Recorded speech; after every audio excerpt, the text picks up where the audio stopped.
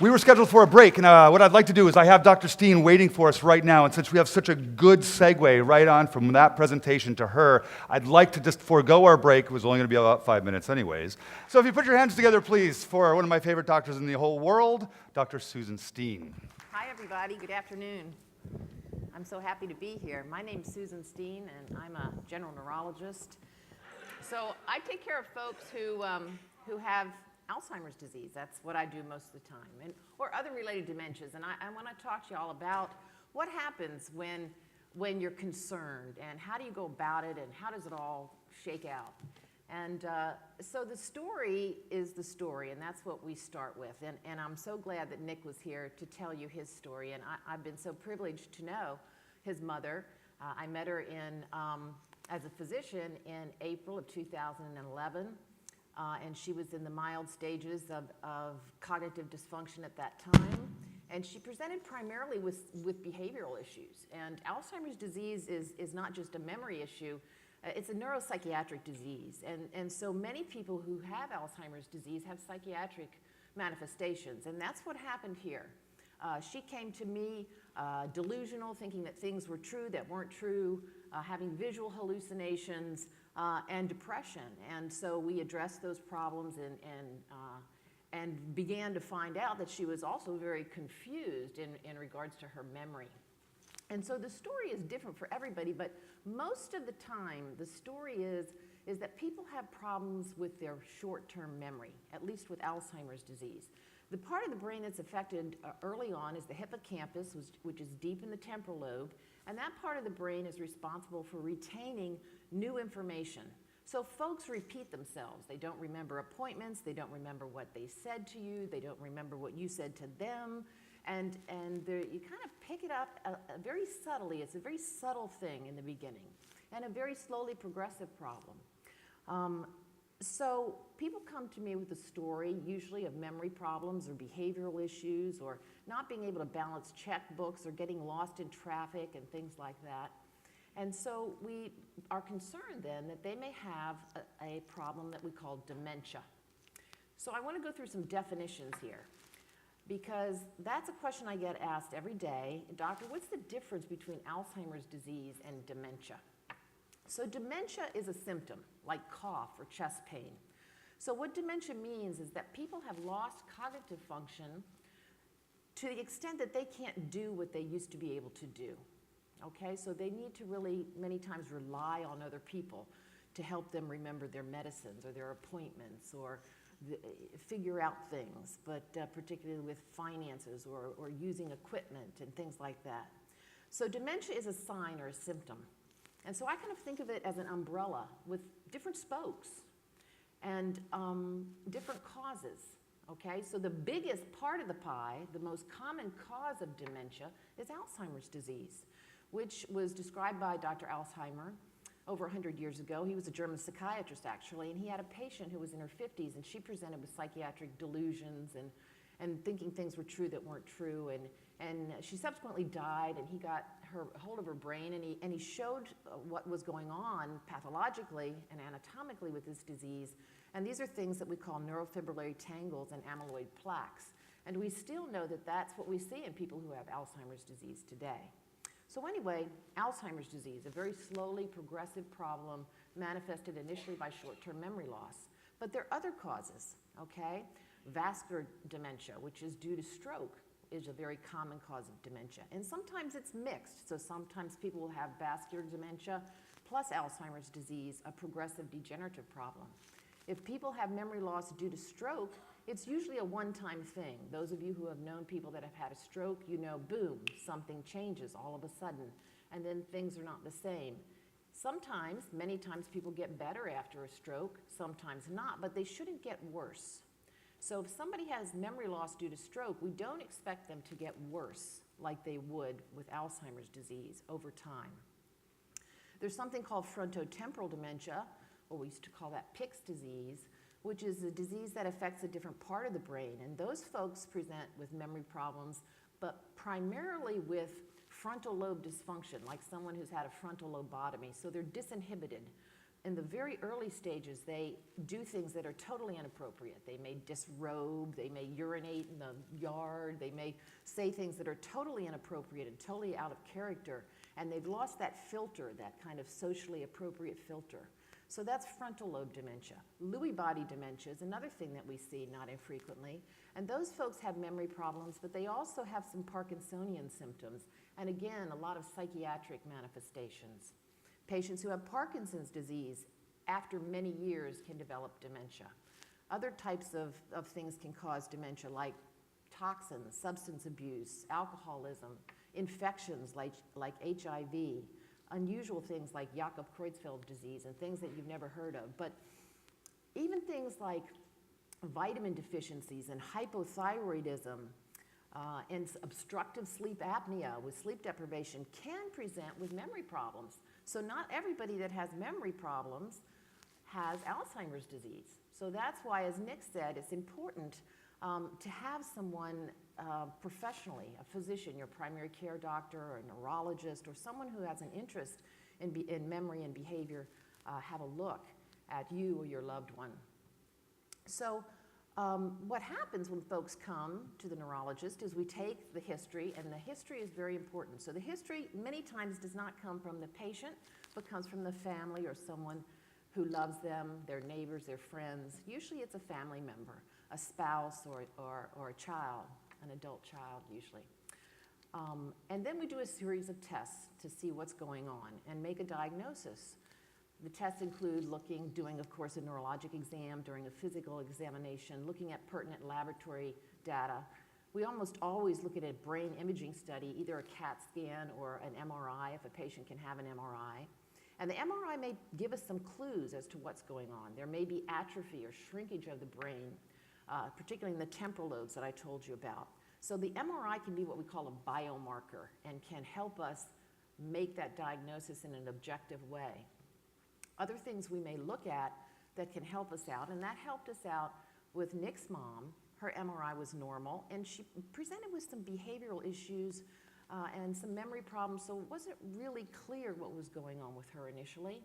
So we did a test called a PET scan, a PET scan, which is using a CAT scan machine.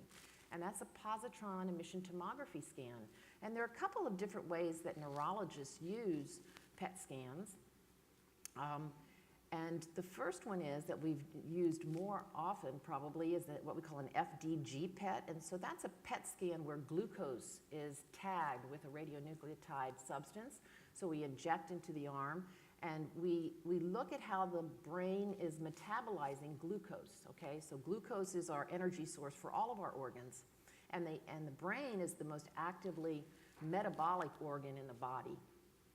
So in folks that don't have dementia or don't have cognitive dysfunction or brain dysfunction, we see nice metabolic activity. We see a lot of oranges and reds when we look at the PET scan in somebody who's normal.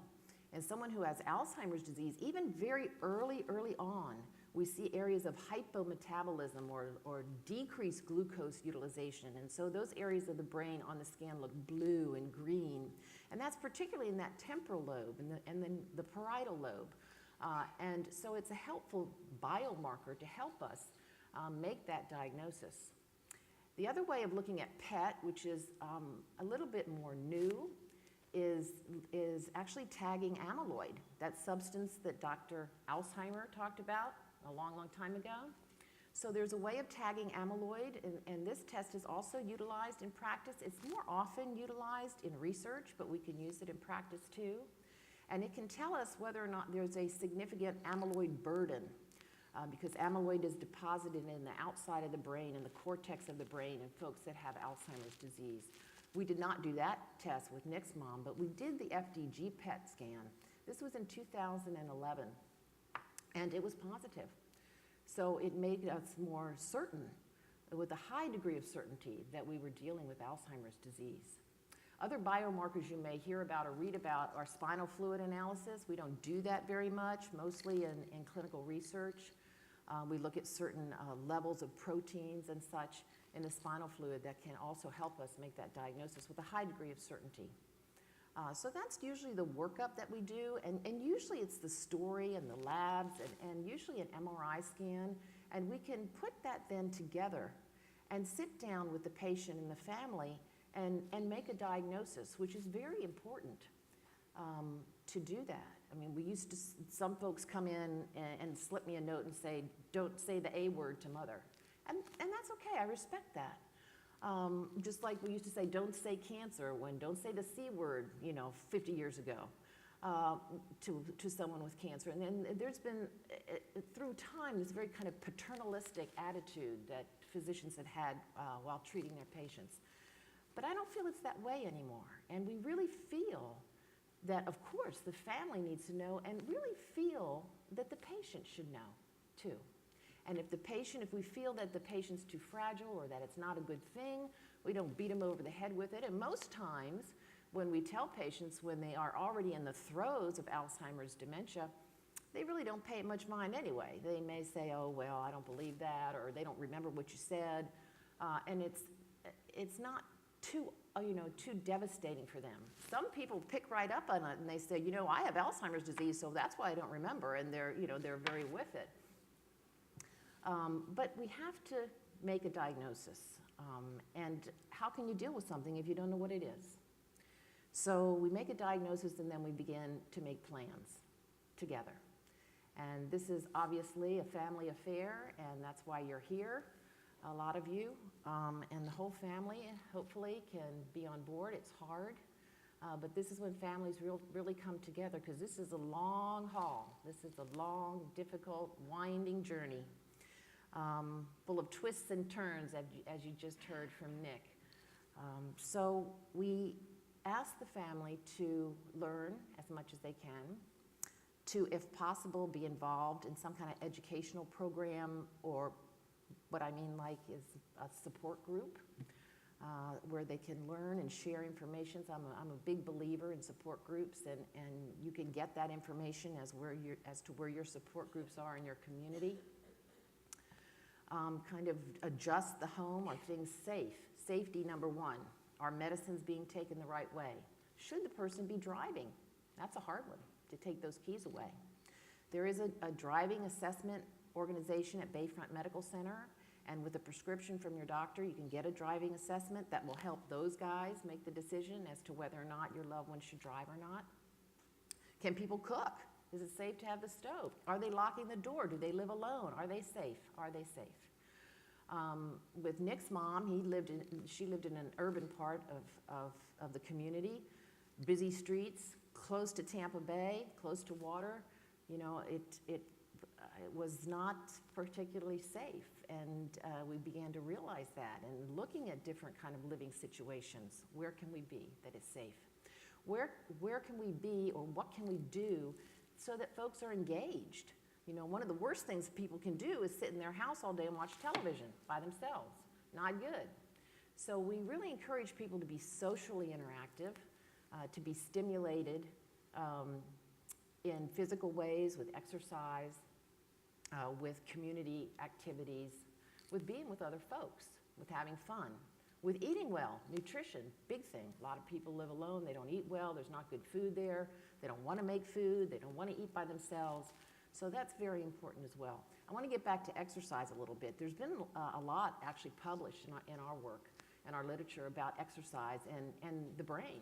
There was an interesting study published a couple of years, I think last year, that looked at the size of that hippocampus I was telling you about.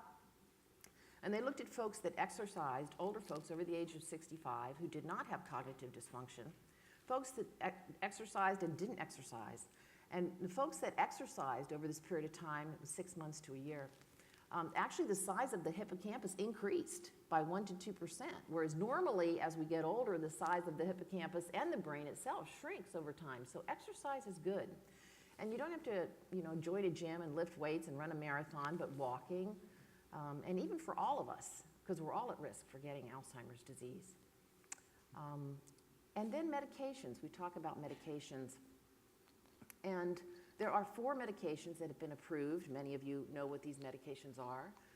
For the symptomatic treatment of Alzheimer's disease, these medicines can the goal of the medicines are to slow down the progression of the decline, okay? So we know that when people are on these medications over time, and that may last several years, that the rate of decline is kind of tapered, okay? Sometimes early on when people have very minimal impairment, we can actually see a little bit of improvement on the medications, but that's not what we tell our families to expect. We ask them to expect and to look for stabilization. If people are stable, then we're good, okay? But people will not remain stable, as you know. And over time, the disease does progress, and sometimes we need to intervene with other kind of symptomatic treatment. Many folks who have Alzheimer's disease suffer from depression. They suffer from anxiety.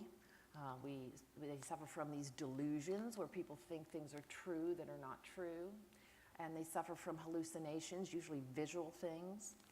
And if these things are present and we can deal with them by redirecting and without the use of medication, changing the subject, just kind of rolling with it, then we try to do that. But sometimes we need to intercede with medications, and there are various medications that we use, from antidepressants to mood stabilizers, some of which are anti-seizure medicines, to other types of medicines that we use to control agitation.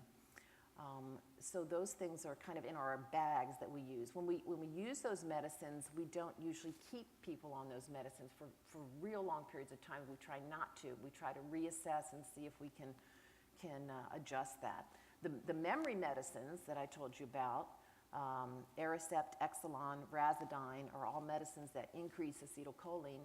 Namenda is another medicine that affects glutamate. So those memory medicines we tend to use and keep folks on for years. And then another thing that we do, where I am and some other folks that are speaking here today, is we're very involved in clinical research, because there's no way we're going to find an effective treatment for this disease without human research. And so we are very involved at my center, at Axiom. I have a company called Axiom Clinical Research, which is there with us in Tampa. But internationally, people are looking for medications that what we call disease-modifying treatments. So medicines that we hope will change the course of the disease. These medicines are usually given to folks, obviously, who have the disease. So we feel certain that they have the disease, and many times we use those biomarkers I told you about, the PET scans and so forth, to make us feel certain as we can, with as much certainty as we can, that that's what we're dealing with. And we offer these medicines to people who are usually already on the standard of care, the medicines that I already mentioned to you. And these research, actually, Nick's mom is in a research protocol. She began the research protocol after being already stabilized on standard of care meds. She began the research protocol in the fall of 2012. And with a lot of these researchers, most research projects, in order to be scientifically valid, they are placebo-controlled. So she was on the placebo-controlled. We never knew if she was on real medicine or not. Now she's in what we call an open label extension. So we know she's getting the medicine, and she's been on that for about the past year. And the disease has progressed, as he has told you, and it's been a crazy journey for them, as it usually is for everyone. I saw her last week at Arden Courts, and that was my first time seeing her since she'd been there. It was time, as he said, for her to move to a secure place, a memory center. And I walked in the dining room, and she saw me across the room, and she said, "Dr. Steen." I was like, oh my gosh, she still knows who I am after all these years, and it just made my heart so glad to see her. And she's as gregarious as Nick is, if you can believe that. So, and she's just doing great. She still has that sparkle in her eyes, and it's been quite a journey for them. So I'm just glad to be here. I've been privileged to be able to take part in the walk, of this journey with many, many families over these 31 years. And it's not an easy walk.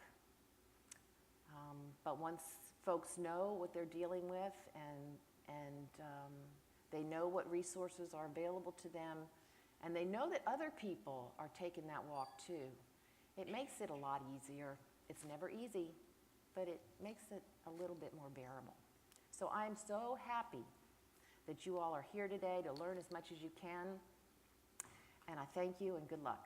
Thanks.